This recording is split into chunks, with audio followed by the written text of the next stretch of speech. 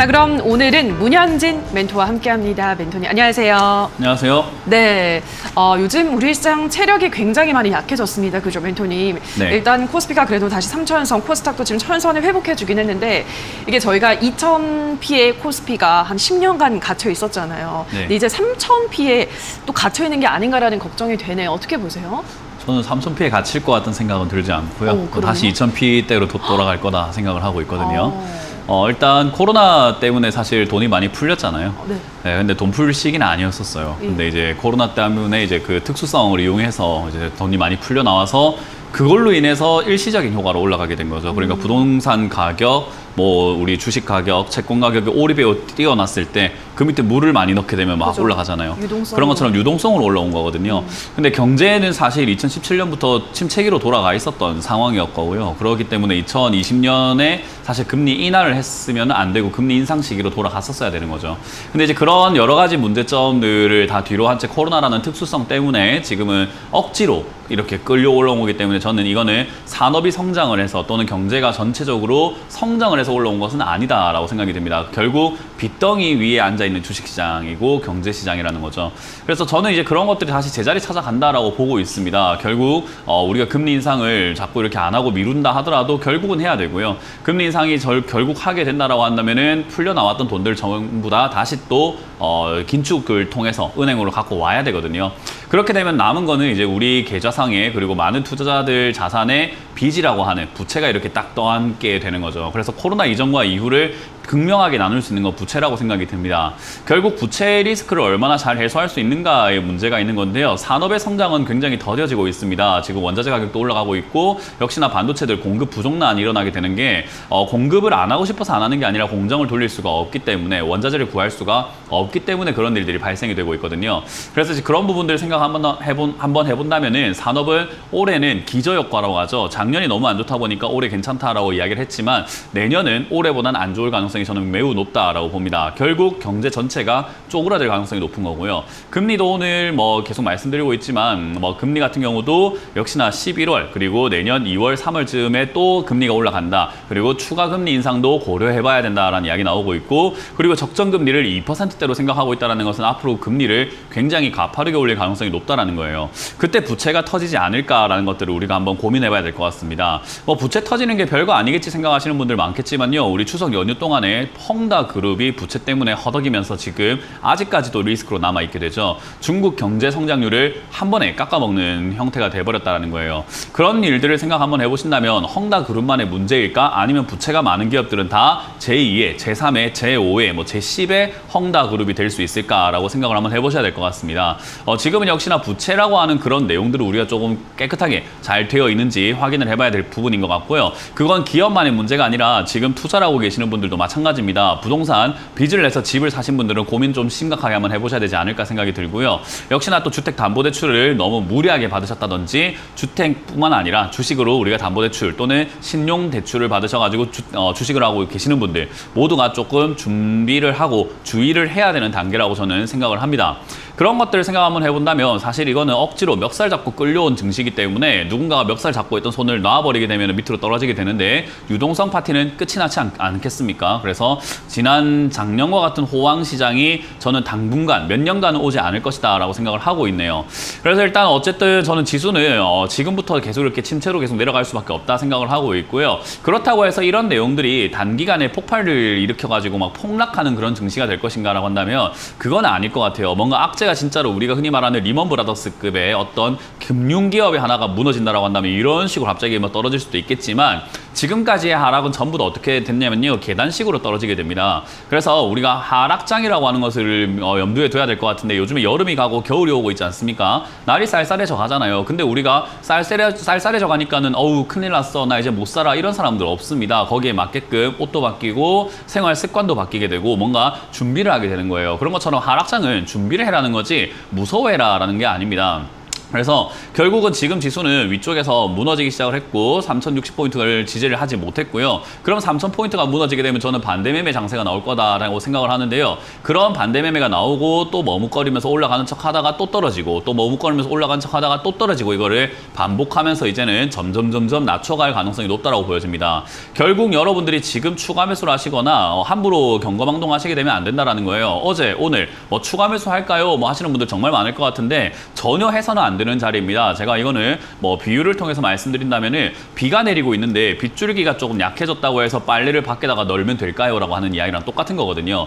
구름이 걷히고 해가 뜨고 난 다음에 우리가 나가서 빨래를 널어야 되는데 빗줄기가 약해지고 있어요. 지금 나가서 빨래를 널어야 되겠어요. 이거랑 거의 뭐 일맥상통하다라고 보시면 됩니다. 아직 하락 안 끝났습니다. 그리고 경제, 제가 전에도 월요일에 와서 말씀드렸지만 환율단을 봐라라고 말씀을 드렸잖아요. 근데 환율 지금 역시 1180원이 위험하다. 저기에 잘 지키는가 보자 했는데 넘어가 버렸죠. 그 말은 환율도 방어가 안 되고 있을 정도로 지금은 외화 유출에 대한 리스크가 남아 있습니다. 그런 것처럼 지금 뭐 호재는 찾을래야 찾을 수가 없는데 악재는 찾으려고 하면 너무나 판치고 있는, 넘쳐나고 있는 이런 시장에서 우리가 굳이 현금을 뭐 포기하고 주식을 사야 될 필요가 있을까? 주가가 떨어지거나 지수가 밀리게 되면요, 현금을 가지고 있는 사람들의 수익률은 좋아지고 있는 겁니다. 왜? 싸게 많이 살 수 있게 되는 거거든요. 그러니까 현금 수익성이 상당히 좋아지고 있는 상황이기 때문에 굳이 우리가 현금을 팔고 주식을 살 필요가 없다라는 거예요. 현금도 종목의 개념으로 보시면서 지금 현금 수익이 나고 있는 거거든요. 그래서 현금은 수익이 나고 있으니까 내버려두면서 수익을 극대화시켜야 된다. 그 말은 지금 주식은 절대로 살 필요가 없다라고 말씀을 드려보고 싶습니다. 지금 들고 있는 종목들에 여러분들이 좀 관심을 가져야 되는 것은 역시나 부채인 것 같아요. 부채가 코로나 이후에 갑자기 급증한 기업이라고 한다면 내년 감사보고서 시즌에 큰일 날 수 있습니다. 그렇기 때문에 그런 점들 좀 참고하시면서 내 종목의 부채가 어떻게 형성이 되고 있는지, 그리고 코로나 이후에 영업이익은 나고 있는지를 좀 체크 한번 해보시는 게 좋고요. 최근에 급등하고 있는 종목은 잡주가 굉장히 많습니다. 일시적인 테마라고 해요. 한발성, 그러니까 단발성으로 급등하는 종목들이 많기 때문에 그거 잘못 잡으시면 탈출하는데 몇 년에서 정말 10년까지도 걸려야 될지도 모릅니다. 그렇기 때문에 지금 올라오는 종목들은 제발 잡지 마시고, 내가 들고 있는 종목이 갑자기 이상 급등했다라고 한다면은 이거는 와, 하늘이 도운 기회구나, 내가 팔 수 있는 기회를 줬구나 하고 매도하고 나오는 게 맞다라는 전략을 전체적으로 좀 드려보도록 하겠습니다. 네, 요즘 시장은 워낙에 들쭉날쭉하기 때문에 많은 전문가들이 현금화의 중요성을 연일 강조하고 있습니다. 적절한 구간에서 익절하시면서 현금 챙기는 전략 필요할 것 같습니다. 또 강연의 일정도 체크를 해야겠죠. 오늘 강연에 있나요, 멘토님? 네, 오늘 8시에 제가 무료 강연 준비를 했습니다. 많은 분들께서 이제 제가 경제방송도 조금 이렇게 보다 보면 이제 많은 분들께서 이제 와서 현금화해라는 이야기를 좀 많이 하고 있거든요. 저는 비난을 받아가면서까지 현금화를 올 초부터, 거의 올 초부터 계속 현금화해놔라. 현금화는 미리 해놓는 거다. 떨어지고 나면은 여러분들 손해가 커서 현금화 절대 안 된다라고 말씀 많이 드렸거든요. 지금 현금화해라고 하는 전문가들의 이야기를 들어보시면 어때요? 현금화가 가능하십니까? 안 될걸요. 왜냐하면 손실이 너무 막대하거든요. 그렇기 때문에 지금은 현금화가 아니라 지금 들고 있는 종목을 어떻게 잘 정리할 것인가, 내가 들고 있는 종목이 정말로 괜찮은 건가를 체크를 해봐야 되는 부분이지, 뭐 손절을 하거나 현금화하기엔 이미 늦었습니다. 그래서 저는 지금 시기에서부터 여러분들이 해야 되는 것들 알려드릴 겁니다. 저도 지금 와가지고 현금화를 해라고 하지 않아요. 한 사람들이 이제 현금을 잘 지켜라라고 하는 거지, 종목을 들고 계시는 분들은 지금 다른 특단의 대책들이 많이 필요합니다. 그래서 그런 점들을 제가 강의해 드릴 거니까요. 오셔서 많이 배워가시면 좋을 것 같습니다. 네, 오늘 오후 8시 참석을 하셔서 다양한 정보들도 챙겨가시기 바랍니다. 자, 저희가 실시간으로 여러분들의 고민도 해결을 도와드리고 있는데요. 저희가 방송에서 전해드리는 내용은 투자 판단에 대한 조언일 뿐이라는 점 유의해 주시기 바랍니다. 자, 그럼 유튜브 상담 넘어가도록 할게요. 첫 번째 댓글은 박진순 님께서 올려주셨습니다. 셀리버리 71,700원에 10% 대책이 없네요. 진단 좀 부탁합니다 하셨는데요. 진짜 이것도 계속 밀리고 있습니다. 어떤 진단이 필요할까요? 네, 대책이 없죠, 진짜로. 네, 이런 거는 이제 뚜렷한 해답을 제시해드리기는 좀 힘들 것 같아요. 어떤 분들은 그래요. 아니, 전문가가 답이 없다라고 하면 그게 상담이냐라고 하는데, 답이 없는 걸 답이 없다라고 하는 게 상담이지, 그게 뭐 거짓말을 해야 됩니까?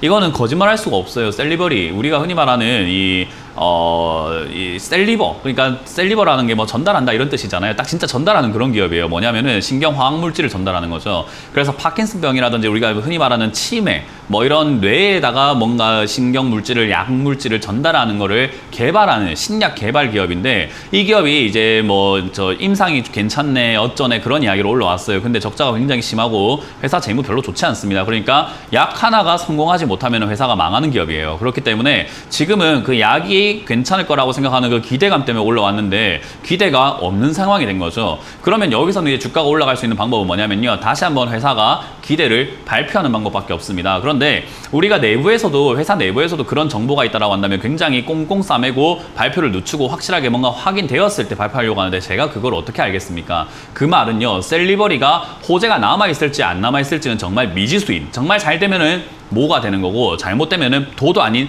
백도로 가는 거예요. 정말로 안 좋은 상황인 거예요. 그래서 이거는 우리가 흔히 말해서 사는 것 자체가 위험이었고 안 사는 게 제일 좋았는데 샀으면 답이 없는 거예요. 그래서 이거는 지금 당장은요 10% 비중이 크지 않다라고 한다면은 한 번쯤 뛰어오를 수 있다 생각하고 가져가시는 게 나쁘지 않을 것 같고요. 그게 아니라고 한다면 그냥 반등 나올 때 바로 정리하시는 게 어떨까? 6만 원대에서 바로 정리 의견 드려보도록 하고 뭐를 노리지 말자라는 전략을 드려보도록 하겠습니다. 네, 자 그럼 다음 댓글도 볼게요. 이번에는 남직혜 사장님께서 올려주셨습니다. 한국콜마 51,400원에 25% 바닥이라 생각하고 매수했는데 추가 매수 자리 알고 싶어요 라고 하셨거든요. 바닥인 줄 알았는데 더 지금 바닥이 나오고 있습니다. 어떻게 보세요? 바닥이라고 하는 건요 정해진 게 아니에요. 항상 변할 수 있는 거고, 우리가 지금 저 자리에 매수하셨던 51,400원 매수가가요 나쁜 자리는 아닙니다. 지금 까만 선인데요, 정말 괜찮은 자리예요. 뭐냐면요, 지수가 빠지지 않았으면 이 자리에서는 다시 한번 올라갈 수 있는 돌파 지지 반등의 형태로 계단식으로 올라갈 수 있는 상승 파동이 나올 수 있는 자리였어요. 그런데 지수가 안 좋아졌죠. 그렇게 되면서 지수에는 장사가 없다라는 이야기를 하게 되는데요, 지수가 무너지게 되면 장사는 없습니다. 모든 종목이 다 빠지게 되어 있어요. 그래서 어떤 분들은 그래요, 문현재 멘토가 게임 업종이 좋다고 했는데 안 가요. 안 갈 수밖에 없는 상황이에요. 그리고 지금 안 가는 기업들은 되게 좋은 기업들입니다. 그러니까 하락장을 위해서 멈춰 있고 매집이 되고 있는 기업들이고요, 지금 급등하는 기업들은 대부분 다 잡주, 그러니까 우리가 흔히 말하는 주연들, 주인공들에게 스포트라이트가 막, 하이라이트가 막 조명이 비추고 있으면요, 그 조연밖에, 그 주연밖에 안 보이죠. 주인공들밖에. 근데 그 주인공들이 내려가게 되면 어떻게 돼요? 무대가 비어 있습니다. 그러니까 아무나 올라오는 거예요. 지금이 딱 그런 장세예요. 아무나 그냥 나도 한번 급등해보자 하면서 올라오는 장세예요. 그래서 지금 올라오는 기업이 좋은 건가요? 하면 절대 안 좋은 기업들입니다. 터무니없는 소리로 올라오는 기업들이거든요. 그래서 지금 올라오는 게 좋은 게 아니라고만 생각하시면 되겠고요. 한국콜마도 나쁜 기업 아닙니다. 실적이 좋아졌는가가 중요하다고 말씀드렸는데 실적이 선방되고 있다. 그러니까 나빠지지도 않고 오히려 늘어날 수 있는 그런 모멘텀을 가지고 있다는 것과요. 그리고 요즘에 화장품 안 쓴다는데 많이 써요. 그리고 기초 화장품 이런 것들에 관심도 굉장히 많아지고 마스크 트러블도 굉장히 많거든요. 그래서 오히려 저는 화장품 업계도 역시나 새로 돌파구가 만들어지고 있다 생각을 하기 때문에 한국콜마 충분히 매력 있다라고 봅니다. 그래서 이거는 지금은 추가 매수할 필요가 없습니다. 그래서 이건 내버려 두면 좋을 것 같고요. 추가 매수는 이 종목 한국콜마의 차트를 보고 하는 게 아닙니다. 뭘 보고 하냐면요, 지수를 보고 하는 거예요. 지수가 다 빠지고 난 다음에 하는 건데 지금 빠지는 과정이죠. 그러니까 지금은 아직 손 내면 안 된다. 3,000포인트가 무너지면 반대 매매장이 나올 텐데요. 반대 매매가 나오게 되면 2,700이 될지 2,800이 될지 2,900이 될지 또는 정말로 심해서 2,200이 될지 아무도 몰라요. 그래서 그걸 보고 어디까지 빠지는지 보고 대응을 해야 되지, 지금은 미리 선을 그어놓고 어디까지입니다 이렇게 말씀드릴 수가 없는 부분입니다. 그래서 지금은 추가 매수 안 된다. 그냥 버텨도 괜찮은 기업이니까 가지고 가자라는 전략을 드려보도록 하겠습니다. 네, 자 그럼 다음 댓글도 볼게요. 이번에는 최젠님께서 올려주셨습니다. 동국 RNS 4,300원에 20% 목표 좌표 정밀 폭격 주세요라는 말씀을 주셨습니다. 우리 주침쇼 오래 보시는 분들이 정말 다들 이렇게 주식을 잘하세요. 오늘 이제 상한가가 나왔는데 어디서 정리를 해볼까요, 멘토님?